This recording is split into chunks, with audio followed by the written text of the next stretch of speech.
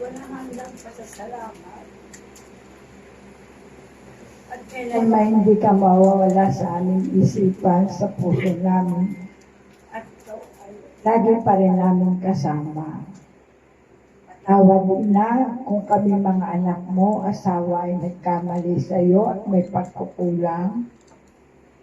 Sana na. Mahal na mahal ka namin.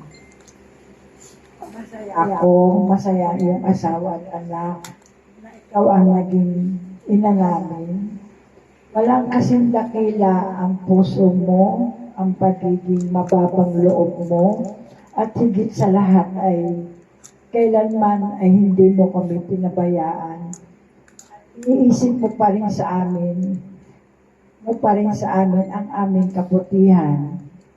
Kahit nung ikaw'y naghihirap, binigyan mo pa rin kami ng pangaral.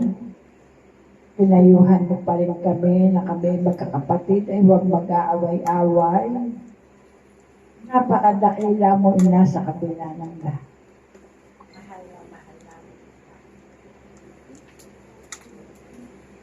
Sige po, gagawin na po yun.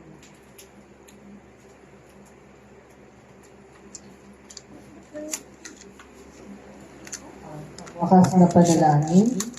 Manalangin tayo, o Ama na puspos ng awa.